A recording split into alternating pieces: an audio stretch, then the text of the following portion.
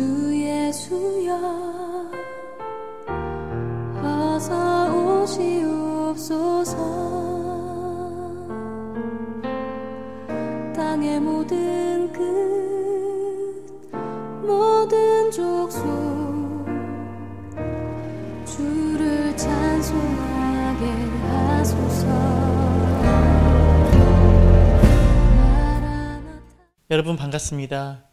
옥정 서문학교의 수요 성경 강해에 함께해 주셔서 감사합니다. 오늘은 요한계시록 강해 17번째 시간으로 요한계시록 15장과 16장을 강해하겠습니다. 요한계시록 15장과 16장에 이르면 그동안 계속되었던 7 재앙 시리즈의 클라이맥스에 해당하는 마지막 7 대접재앙이 다뤄집니다. 7 대접재앙은 보다 철저하고 전면적인 성격을 드러냅니다. 더 이상 막간 삽입을 통한 그 어떤 메시지도 이젠 주어지지 않습니다. 세상을 향한 하나님의 재앙은 끝이 나게 됩니다. 16장에서 대접재앙이 끝나고 나면 계시록의 그 나머지 부분은 악의 도성인 바벨론의 멸망과 어린 양의 신부인 예루살렘의 완성으로 끝이 나게 됩니다. 더 이상 세상에 대해서나 하나님의 백성들을 향한 지체하실 이유가 없습니다. 끝내 세상이 용과 짐승에게 절하기를 중단하고 주님께 돌아오지 않기 때문에 대접재앙의 맹렬함과 철저함은 어찌 보면 당연한 귀결이라고 말할 수 있습니다. 결국 마지막 대접재앙이 쏟아지는 이유는 끝까지 여호와 하나님께 머리를 조아리고 예배하기를 거절하는 자들이 받게 되는 보응이 무엇인지를 말해주기 위해서라고 할 수 있습니다.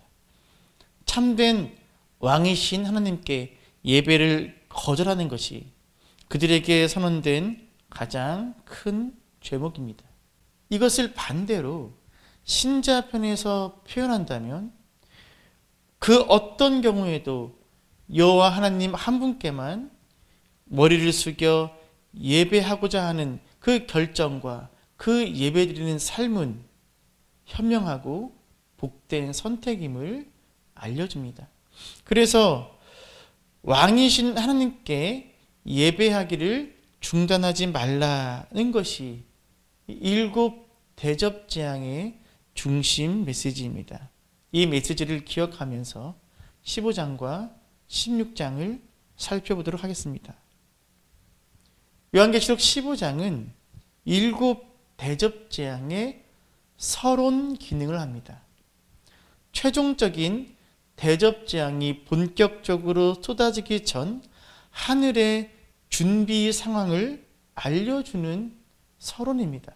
인해재앙이나 나팔재앙과 달리 대접재앙은 서론을 갖고 있습니다. 서론이 있다는 것은 그만큼 이 대접재앙이 중요하다는 것을 의미합니다. 서론에서는 구속함을 받은 자들의 노랫소리가 울려 퍼지고 동시에 대접재앙을 준비하는 내용을 담고 있습니다. 1절을 읽겠습니다. 또 하늘에 크고 이상한 다른 이적을 보매 7 천사가 7 재앙을 가졌으니 곧 마지막 재앙이라 하나님의 진노가 이것으로 마치리로다. 요한은 지금 마지막 7 대접재앙을 가리켜 크고 이상한 다른 이적이라고 말합니다. 여기서 이상한의 보다 정확한 번역은 놀라운입니다.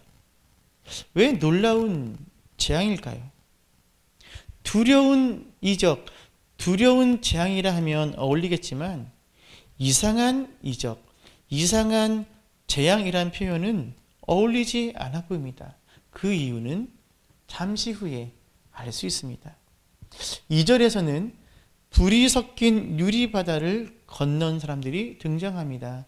또 내가 보니 불이 섞인 유리바다 같은 것이 있고 짐승과 그의 우상과 그의 이름의 수를 이기고 벗어난 자들이 유리바다가에 서서 하나님의 검은 고를 가지고, 원래 하나님의 그 보좌 앞에 있던 바다는 수정과 같은 맑은 유리바다였지요. 그런데 여기에 불이 섞여 있습니다. 하늘의 유리바다에 불이 섞인 것은 이 땅에 하나님의 진노의 심판이 남아있음을 보여줍니다. 그리고 놀라운 것은 이 불이 섞인 유리바다를 벗어난 사람들, 즉 이 불이 섞인 유리바다를 건넌 사람들이 있다는 것입니다. 이들은 짐승과 그의 우상과 그리고 그의 이름의 수를 이겨낸 사람들입니다. 이렇게 승리한 성도들은 하나님의 검은 고, 즉 하나님이 주신 검은 고를 가지고 연주합니다. 내 검은 고, 내 소유의 검은 고가 아니라 하나님이 주신 검은 고로 반주하며 노래한다는 것은 이들이 하나님의 주권적 은혜로 구원받았음을 상징합니다. 그렇다면 이들이 검은 고로 연주하는 곡은 무엇입니까? 모세의 노래와 어린 양의 노래라는 제목을 가진 곡입니다. 3절과 4절을 읽겠습니다. 하나님의 종 모세의 노래, 어린 양의 노래를 불러 이르되, 주 하나님 곧 전능하신 이시여 하시는 일이 크고 놀라우시도다. 만국의 왕이시여 주의 길이 의롭고 참되시도다. 주여 누가 주의 이름을 두려워하지 아니하며 영화롭게 하지 아니하오리이까. 오직 주만 거룩하시니이다. 주의 의로우신 일이 나타났음에 만국이 와서 주께 경배하리이다 하더라. 모세의 노래는 출애굽한 이스라엘이 홍해를 건넌 후 애굽의 군대가 패배하는 것을 감사하며 하나님께 드린 찬양으로 출애굽기 15장에 기록되어 있습니다. 이 모세의 노래를 어린 양의 노래라고 하는 것은 이 노래가 출애굽의 승리를 모형으로 삼아 어린 양의 승리와 구속 사건을 찬양하기 때문입니다. 이들이 부르는 노래의 내용은 크게 네 가지입니다. 첫째, 하나님의 행위는 크고 놀라우시다. 둘째, 하나님의 방법은 의롭고 참되시다. 셋째, 하나님의 이름은 두렵고 영화로우시다. 넷째, 하나님의 행위는 거룩하고 의로우시다. 한마디로 우리 하나님의 구원 사역이 합당하다는 것을 노래하고 있습니다. 바로 여기에 마지막 7 대접 재앙이 이상한 이유, 즉 놀라운 재앙이고 이적인 이유가 나옵니다. 그것은 바로 역전에 있습니다. 겉으로 보기에 짐승을 추종하는 자들이 힘을 가진 사람들로 보입니다.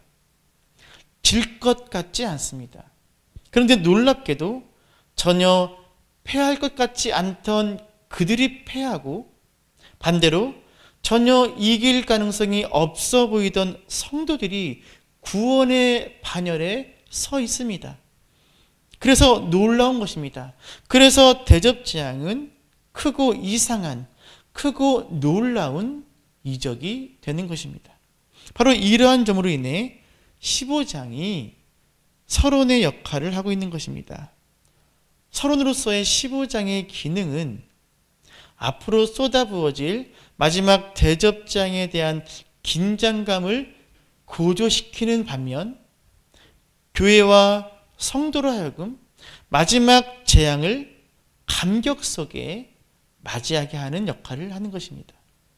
유리바다를 건너 승리한 성도들이 검은 고를 연주하며 찬양하는 모습을 상상해 보십시오.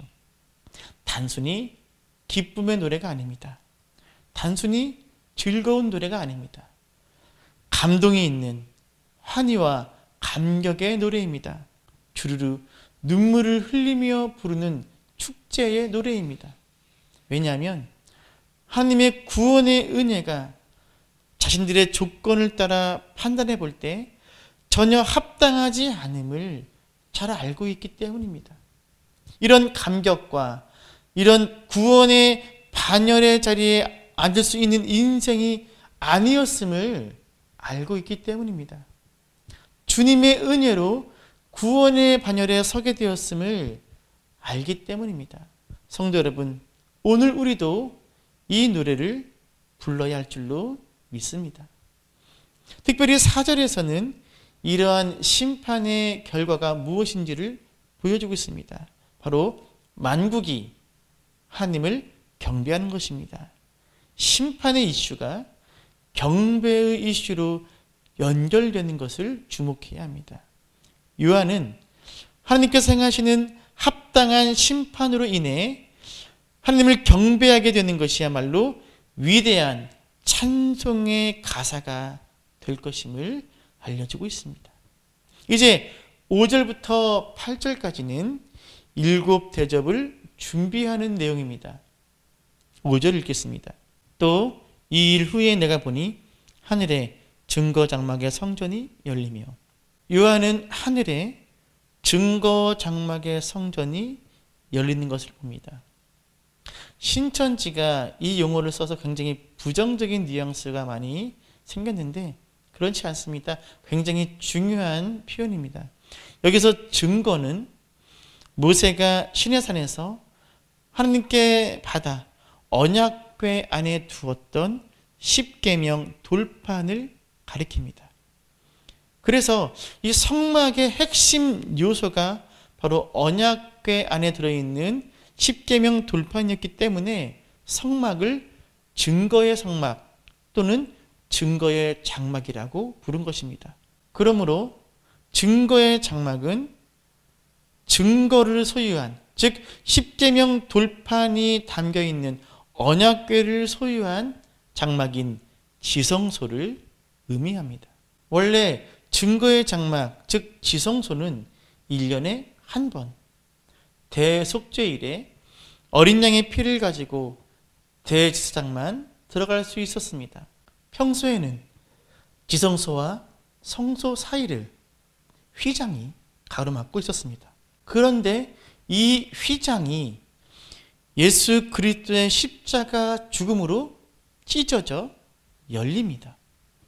그리고 그리스도는 자기의 피로 영원한 속죄를 이루시고 부활 승천하여 하늘 성소로 올라가셨습니다. 바로 그 하늘에 주님이 계신 곳이 하늘의 증거 장막이지요. 그래서 이제 하늘의 증거 장막이 열린다는 것은 그 하늘 증거 장막에 계신 그리스도께서 재림하셔서 이 땅의 인류를 최후로 심판하실 날이 왔음을 의미합니다. 이렇게 하늘의 증거 장막 성전이 열리자 7 천사가 나타나 네 생물로부터 금대접을 받습니다. 6절입니다. 7 재앙을 가진 7 천사가 성전으로부터 나와 맑고 빛난 세마포 옷을 입고 가슴에 금띠를 띠고, 7 천사들이 맑고 빛난 세마포 옷을 입었고 가슴에는 금띠를 띠고 있습니다. 구약의 제사장 모습을 하고 있는 것입니다. 이들의 사명이 매우 고결한 것임을 알려주는 것입니다. 그리고 7 천사는 피조 세계를 대표하는 네 생물 중 하나로부터 하나님의 진노를 가득 담은 금 대접을 건네받습니다. 7절입니다. 네 생물 중에 하나가 영원토록 살아계신 하나님의 진노를 가득히 담은 금 대접 7을 그 7 천사들에게 주니, 구약시대의 대접은 성막이나 성전에서 제사장이 희생제물에 피를 담거나 불을 옮기는 등 여러 용도로 사용되었습니다. 요한계시록에서도 마찬가지입니다. 앞서 살펴본 5장에서는 금 대접이 성도의 기도를 담는 데 사용되었습니다. 여기에서는 그 기도에 대한 응답으로 하나님의 진노를 가득 담아 이 땅의 심판을 쏟아붓는 역할을 이 대접이 하고 있습니다. 7 천사가 금대접 7을 받을 때 하나님의 영광과 능력으로 말미암아 성전에 연기가 가득합니다. 8절입니다. 하나님의 영광과 능력으로 말미암아 성전에 연기가 가득 차매 7 천사의 7 재앙이 마치기까지는 성전에 능히 들어갈 자가 없더라. 가득한 연기로 인해 그 누구도 성전에 들어갈 수가 없습니다. 이것은 그 누구도 하나님의 이 최종적인 심판을 막을 수 없음을 의미합니다. 결국 인간은 거룩하신 하나님 앞에서 깨어진 죄인으로 머리를 숙이는 것 말고는 소망이 없음을 알려주고 있습니다. 지금까지 15장을 살펴보았습니다. 15장은 7 대접재앙을 준비하는 서론의 역할이라 했습니다. 15장이 연극의 무대를 세팅하는 내용이라면 이제 16장에서는 본격적인 공연이 시작된다고 할 수 있습니다. 16장에서는 드디어 7 대접재앙이 부어집니다. 이 7 대접재앙을 마지막으로 세상을 향한 하나님의 모든 심판이 끝나게 됩니다. 7가지 대접재앙은 앞의 4가지 재앙과 뒤에 3가지 재앙, 이렇게 크게 2가지 성격으로 나눌 수 있습니다. 앞부분의 4가지 대접재앙은 자연계에 대한 재앙이라 할 수 있고, 뒷부분의 3가지 대접재앙은 사탄의 보좌에 대한 직접적인 재앙이라 할 수 있습니다. 앞에서 살펴보았던 7 나팔재앙과 비슷한 구조입니다. 그런데 대접재앙은 3가지 면에서 나팔재앙과 다릅니다. 첫째, 심판의 강도 면에서 나팔재앙은 3분의 1에만 임했습니다. 그러나 대접재앙은 전체적으로 임합니다. 회복의 가능성이 없다는 것입니다. 둘째, 나팔재앙은 주로 자연계를 향한 재앙이었다면 대접재앙은 그 피해가 사람들에게 직접적으로 가해집니다.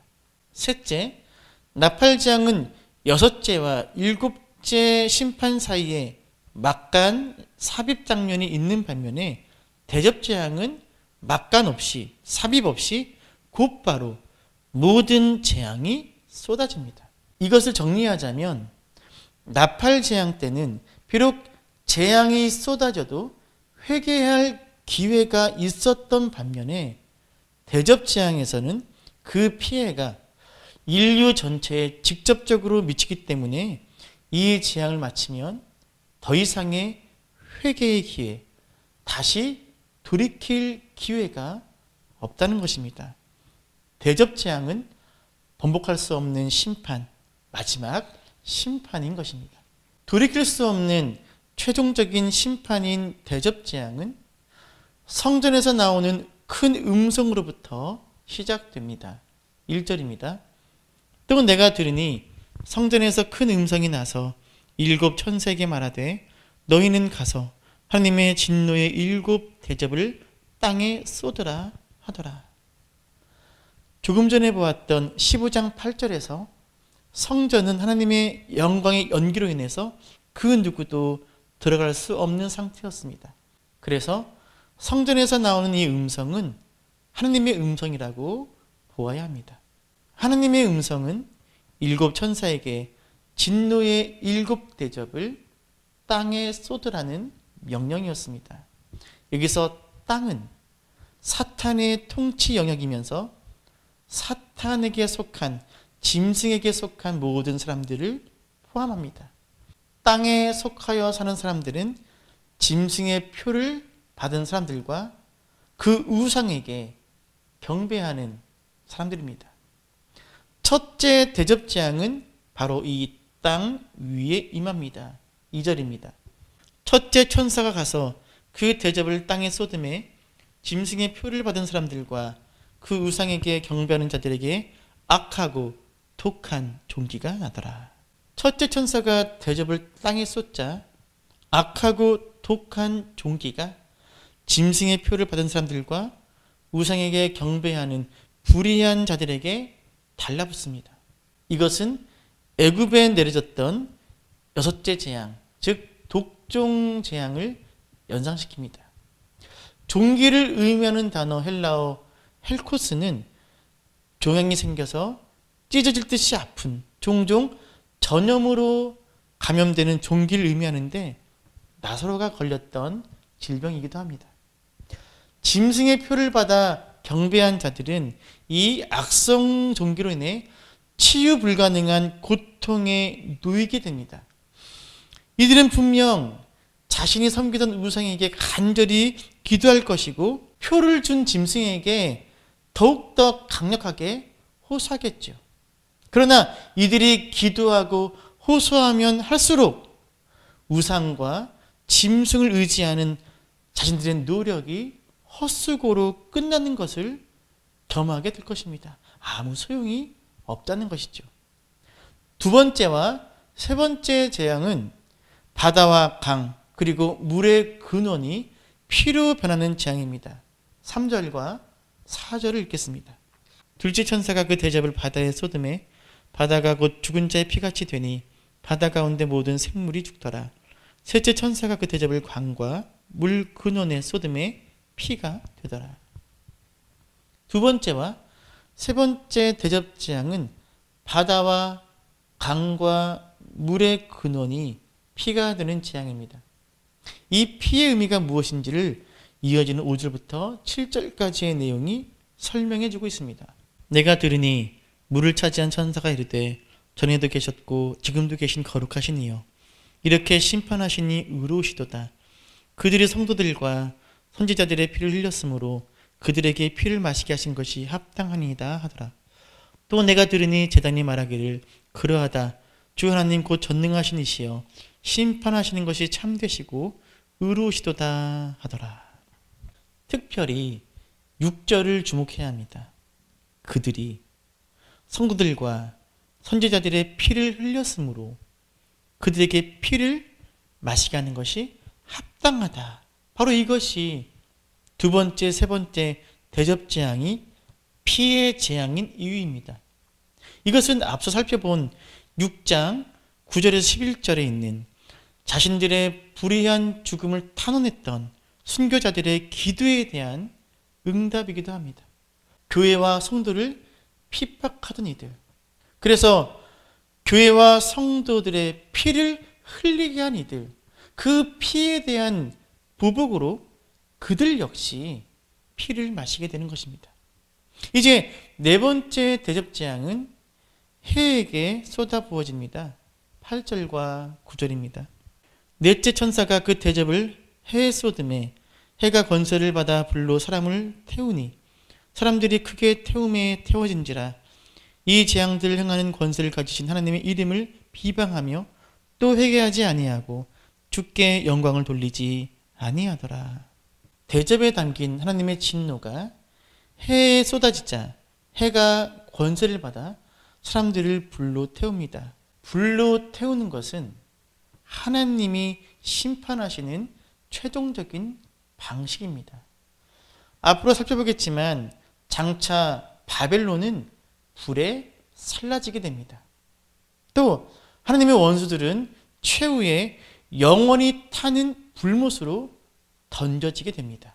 이렇게 볼 때 지금 내리는 이 네 번째 대접 재앙은 최종 심판을 앞두고 주어지는 마지막 경고라고 할 수 있습니다. 하지만 땅의 사람들은 회개하지 않고 도리어 하나님의 이름을 비방하며 영광을 돌리지 않습니다. 이렇게 자연계를 향한 네 가지 재앙이 부어진 후 이제 다섯 번째 대접 재앙부터는 적그리스도를 향해 직접적으로 재앙이 부어집니다. 다섯 번째 대접은 짐승의 왕자에 쏟아집니다. 10절과 11절입니다. 또 다섯 번째 천사가 그 대접을 짐승의 왕좌에 쏟으니 그 나라가 곧 어두워지며 사람들이 아파서 자기 혀를 깨물고 아픈 것과 종기로 말미암아 하늘 하나님을 비방하고 그들의 행위를 회개하지 아니하더라. 다섯 번째 대접 재앙은 짐승 나라의 심장부인 그 왕좌를 타격합니다. 짐승의 왕좌는 용, 즉 사탄에게 부여받은 것이었습니다. 용은 보좌와 함께 큰 능력과 큰 권세를 주었습니다. 그래서 그토록 많은 세상의 왕과 백성들이 짐승을 따랐던 것입니다. 그런데 온 세상이 그렇게 믿고 지지하며 그의 표를 받고 따랐던 이 짐승의 왕좌가 타격을 받고 흔들립니다. 이 다섯 번째 대접 재앙은 애굽에 임했던 흑암 재앙과 비슷합니다. 짐승의 나라가 어두워집니다. 세상이 온통 흑암과 혼돈에 지배당하는 것을 의미합니다. 그런데 놀랍게도 이 흑암 속에서 자기 혀를 깨물고 고통스러워하면서도 하나님께 회개하는 이가 없습니다. 11절에서 다시 보여주고 있는 이 회개에 대한 거절은 이제 최종적인 나머지 두 심판의 정당성을 제시합니다. 심한 고난을 겪으면서도 절대로 하나님께 고개 숙이지 않고 오히려 심령이 더 완악해지는 것을 봅니다. 끝내 회개하지 않는 그들에게 남겨진 것은 이제 최종적인 두 가지 대접 재앙뿐입니다. 이어지는 여섯 번째 대접 재앙은 종말의 마지막 전쟁이라 할 수 있는 아마겟돈 전쟁을 준비하는 장면이 소개되고 있습니다. 아마겟돈 전쟁을 문자적으로 해석해서 중동에서 일어날 3차 세계대전으로 이해하는 분들이 많습니다. 하지만 그보다는 상징적으로 해석하는 것이 묵시적 성격과 조화를 이룹니다. 여섯째 천사가 나타나 그 대접을 큰 강 유브라데에 쏟습니다. 12절입니다. 또 여섯째 천사가 그 대접을 큰 강 유브라데에 쏟음에 강물이 말라서 동방에서 오는 왕들의 길이 예비되었더라. 여섯째 천사가 대접을 유브라데 강에 쏟자 강물이 마르고 그 마른 강물을 통해 동방에서 오는 왕들의 길이 준비됩니다. 유브라데 강은 여섯째 나팔재앙 때 이미 등장한 바가 있습니다. 그때 네 천사가 풀려났고 사람 3분의 1을 죽이는 심판이 벌어졌습니다. 당시 유브라데 강은 총 길이가 2680km 이르는 로마 제국의 동쪽 국경이었습니다. 외세의 침략을 방어하는 경계선 역할을 했습니다. 기억나십니까? 유브라데 강 건너편에는 활을 잘 쏘는 파르티아인들이 호시탐탐 로마 제국을 침공할 기회를 노리고 있었습니다.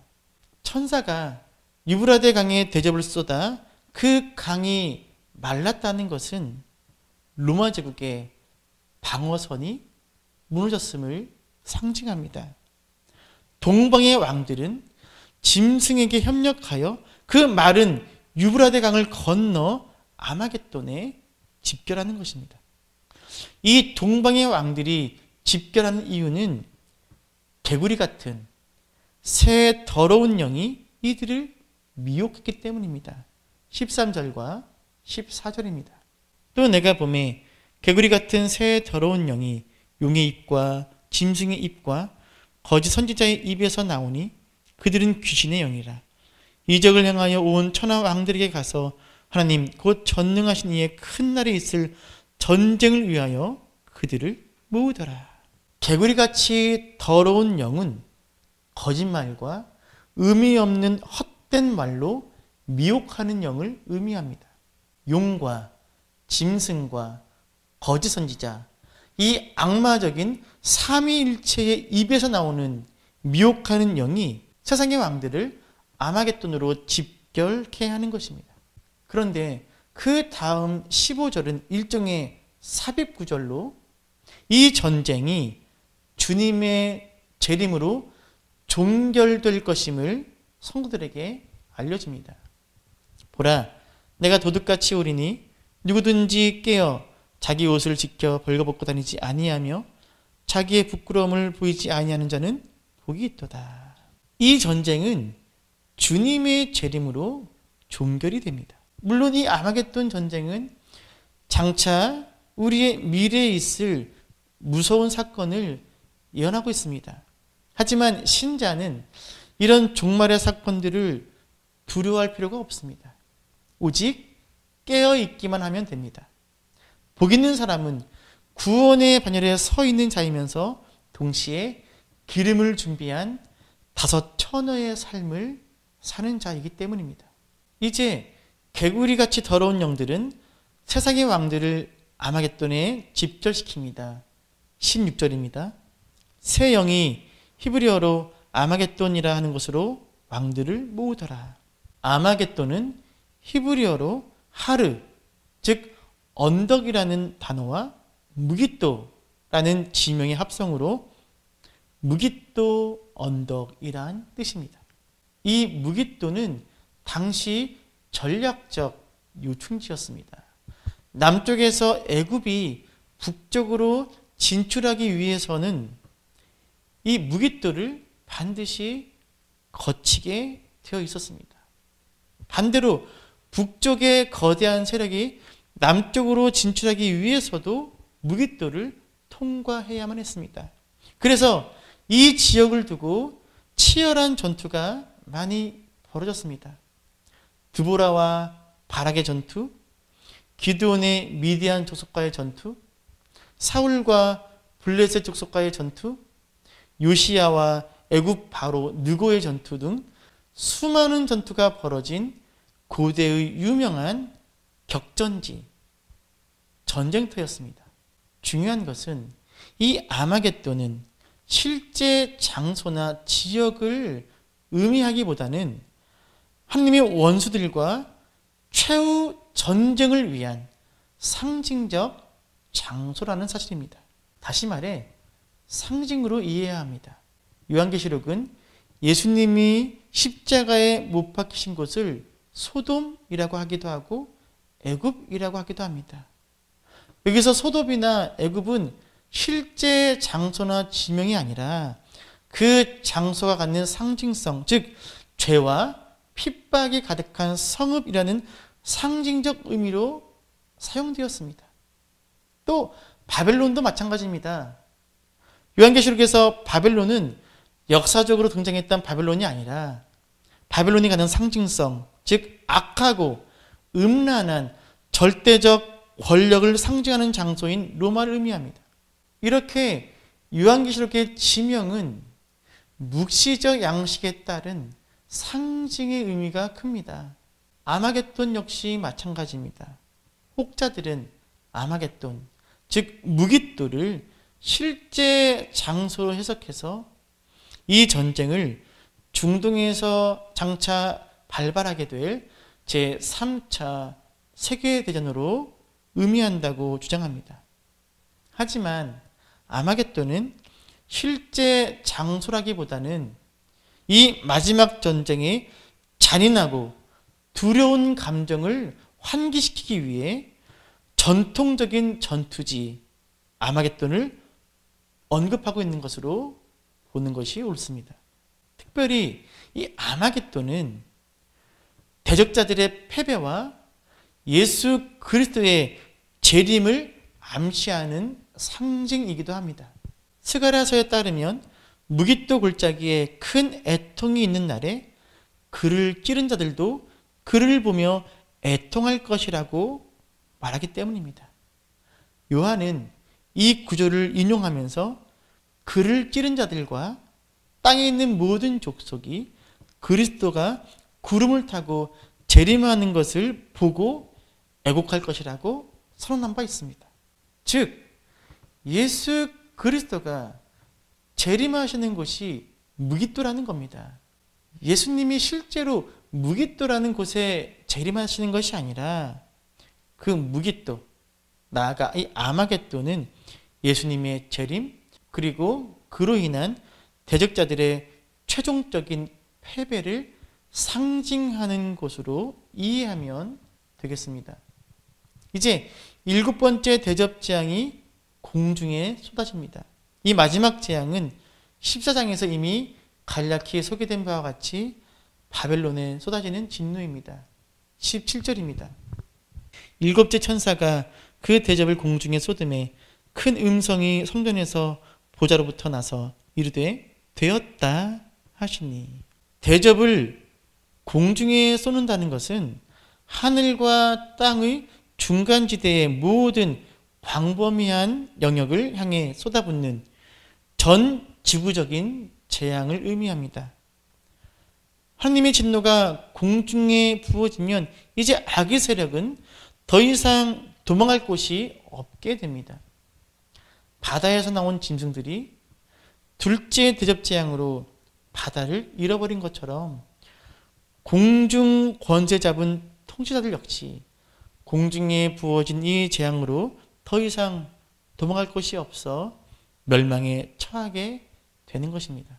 대접을 공중에 쏟자 성전 보좌에서 되었다라는 음성이 흘러나옵니다. 여기서 되었다라는 것은 끝났다, 성취되었다, 완성되었다는 뜻입니다. 7 대접 재앙의 심판이 끝났고 이 재앙으로 인해서 하나님의 목적이 성취되었다, 완성되었다는 뜻입니다. 이렇게 되었다는 음성이 나오자 역사상 그 유래를 찾아볼 수 없는 큰 지진이 일어납니다. 18절입니다. 번개와 음성들과 우레소리가 있고 또 큰 지진이 있어 얼마나 큰지 사람이 땅에 있어 온 이래로 이같이 큰 지진이 없었더라. 창세 이래로 본 적 없는 큰 지진이 일어납니다. 이것은 지구를 파괴하는 최종적인 지진입니다. 이 지진으로 인해 큰 성, 즉 바벨론 성은 세 갈래로 갈라집니다. 19절과 20절입니다. 큰 성이 세 갈래로 갈라지고 만국의 성들도 무너지니 큰 성 바벨론이 하나님 앞에 기억하신 바 되어 그의 맹렬한 진노의 포도주 잔을 받음에 각 섬도 없어지고 산악도 간데 없더라. 세 갈래로 갈라진다는 것은 회복이 불가능한 완전한 파괴를 의미합니다. 바벨론은 완전히 멸망합니다. 뿐만 아니라 바벨론을 흠모하고 짐승을 따르던 주변의 여러 왕이 다스리던 성들도 함께 무너집니다. 바벨론과 그를 따르던 성들은 주님 앞에 기억하신 바 되어 마침내 맹렬한 진노의 포도주 잔을 받은 것입니다. 특별히 마지막 7 대접 재앙 때에는 전례 없던 강력한 우박도 쏟아집니다. 21절입니다. 또 무게가 1 달란트나 되는 큰 우박이 하늘로부터 사람들에게 내리매 사람들이 그 우박의 재앙 때문에 하나님을 비방하니 그 재앙이 심히 크미러라. 무게가 1 달란트나 되는 큰 우박이 하늘로부터 사람들에게 쏟아집니다. 1 달란트면 약 45kg입니다. 이 정도면 우박이 아니라 거의 포탄 수준입니다. 그런데 참으로 안타까운 것은 이렇게 큰 우박이 떨어져 고통을 당하지만 사람들은 끝내 하나님을 거절하고 오히려 더 패역해진다는 것입니다. 전적으로 부패하고 타락한 이들에게 남은 것은 하나님의 심판뿐임을 보여줍니다. 지금까지 요한계시록 15장과 16장을 살펴보았습니다. 오늘 살펴본 말씀이 오늘 우리에게 주는 메시지가 있습니다. 첫째, 고통을 통해 성숙해지라는 것입니다. 고통을 통해 우리가 다듬어지기를 갈망해야 합니다. 하나님의 의도와는 정반대로 재앙 때문에 더욱더 회개를 거절하는, 주님께 돌아오기를 거부한 이들이 당하는 이 심판을 통해 고통의 시간이 모든 사람을 성숙으로 인도하지는 않는다는 점을 기억해야 합니다. 나는 이런 고통을 겪었기 때문에 인생을 알아 라고 말하는 분들이 있습니다. 과연 그 말을 모든 사람에게 적용할 수 있을까요? 그렇지 않습니다. 고통의 시간으로 인해 더 망가지는 사람들도 많습니다. 본문이 증거하듯이 우리가 분명히 알아야 할 것은 단순히 고통의 시간을 지나오는 것으로 성숙해지는 것이 아니라 고통 속에서 부드러운 심령을 가질 때 성숙해지는 것입니다. 우리가 직면해 있는 아픔을 어떻게 받아들이느냐가 중요합니다. 아픔이, 고통이, 고난이 나를 성숙해 하도록 늘 자신을 지켜야 합니다. 고난을 자랑하지 말고 고난 속에서 내가 변화된 지점을 자랑해야 합니다. 상처로 인해서 망하는 사람도 많습니다. 고난 가운데 우리의 마음이 강팍해지지 않도록 부드러운 마음을 주시도록 하나님께 기도해야 합니다. 다윗과 사울의 차이는 죄와 그로 인한 고통의 차이가 아니라 심령의 차이였음을 기억하십시오. 둘째, 세상에 대하여 죽고 하나님께 대하여는 살라는 것입니다.